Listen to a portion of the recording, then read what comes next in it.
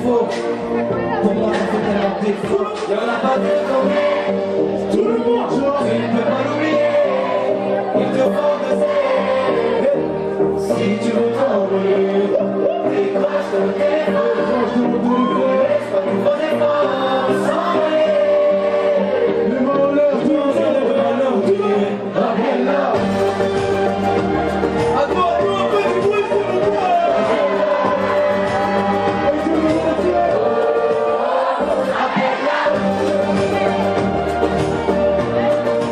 Bonjour à tous, c'est Siam Bengoua. Je suis actuellement à l'Aquarium de Paris. On est dans un cadre idyllique, magnifique. Je suis en compagnie d'un grand artiste. Il s'agit de Lefa. Bonjour Lefa, comment vas-tu? Ça va et toi, merci. Ça va super. On est prêt pour ce concert organisé par Ado FM. Donc c'est la première fois que tu chantes dans un cadre aussi joli. Ouais, c'est la première fois que je chante dans un aquarium, moi. On est venu te voir en concert à l'Olympia, c'était exceptionnel. J'ai vraiment adoré surtout ce que tu as dit sur ton papa, ça m'a touché. Comment tu vis cette notoriété, cet album qui vient de sortir, c'est ton premier album? Bah écoute, je le vis plutôt bien, il a été bien accueilli. Mon père, puisque tu parlais de mon père, est très fier de moi, donc c'est cool, je suis dans un bon mode. Il était venu te voir ce jour-là? Il était là, ouais, il était là. Donc voilà, c'était important pour moi de parler de lui un peu et de lui faire cet hommage. Parce qu'il a beaucoup joué dans mon penchant pour la musique, on va dire, étant donné qu'il est musicien lui-même. Donc voilà, c'était important pour moi de faire ce petit clin d'œil, quoi. C'est important pour un artiste de délivrer des messages positifs? C'est quoi, genre toi, t'aimerais être un exemple pour les jeunes? C'est quoi les messages que tu délivres un petit peu à cette nouvelle génération qui te suit? Effectivement, ouais, je pense que c'est important pour un artiste, surtout un artiste rap, parce que notre art est beaucoup basé sur le texte, d'envoyer des messages positifs. Après, moi, en général, je parle de choses que je vis, que je vois. Je parle de rapports humains, de choses comme ça. Je m'inspire de choses que j'ai vécues ou que les proches ont vécues. Et voilà, j'essaye de parler de choses que tout le monde peut comprendre, en fait.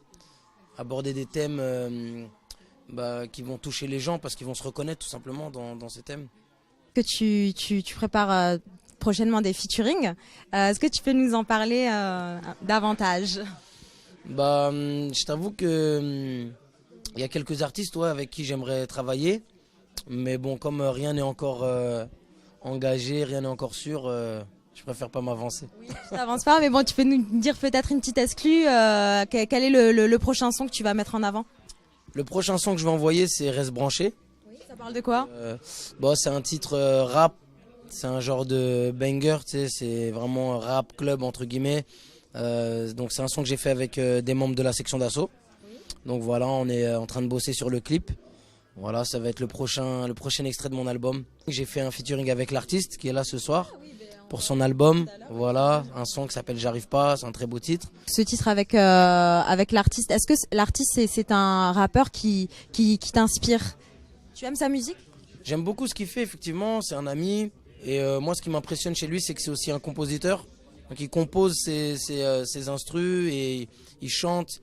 Donc il est multi-casquette, quoi. Donc ça, c'est impressionnant. Donc toi, tu as un parcours assez riche parce que tu étais rappeur dans un groupe très connu qui s'appelle la section d'assaut. Maintenant, tu fais ta carrière solo. Quelle est la personne justement de la section qui t'a le plus appris? Je pense qu'on s'est tous appris des choses les uns aux autres.